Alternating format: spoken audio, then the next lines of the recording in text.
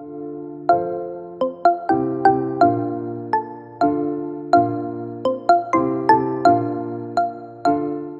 learned many things from working with students over the years, and one consistent theme that I never fail to be astonished with is the level of accomplishment that the students achieve, their imagination, and their and their resolve in, let's say, solving problems or accomplishing things.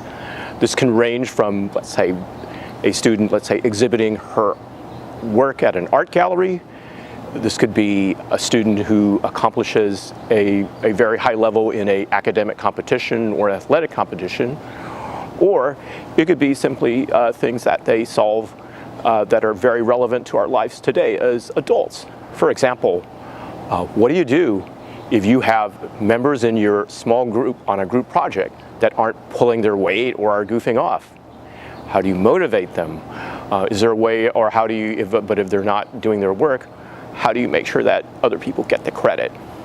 And so these are really life skills that I'm really impressed at them exhibiting or demonstrating at such an early age. And that's very promising, and I think when students like this get that at an early age, it's a really good thing to see.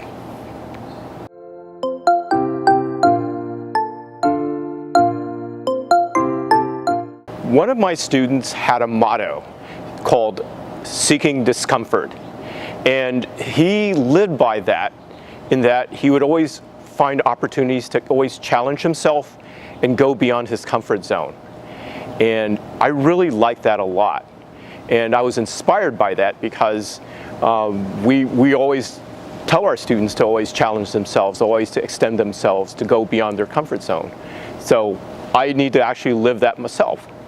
So inspired by that, I told myself I also need to change myself as well. So I did things such as, change my diet or my nutrition.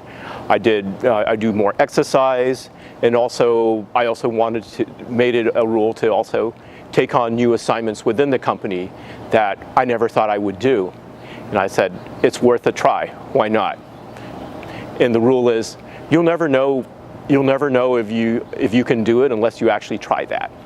So I was really, really inspired by that. Seek discomfort. You should do it.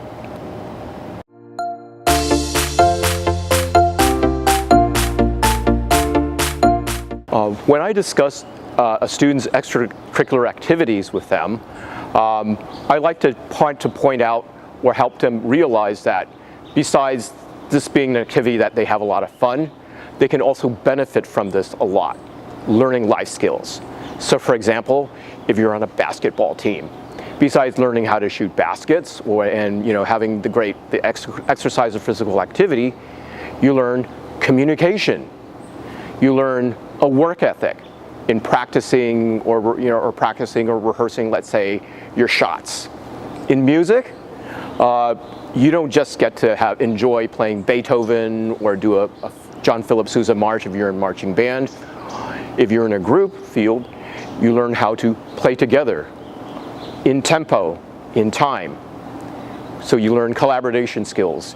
You also learn how to represent yourself as part of a group, and knowing that if you do anything positive or negative, it reflects on the group itself. There's also things for people who like coding or computer science. Besides the fun part of, let's say, finding your own app, if you go join a hackathon, you can learn collaboration skills, how to cooperate with people, how to exchange ideas, and also how to do conflict resolution. So I like to tell students, it's great that you do extracurricular activities that are outside the classroom.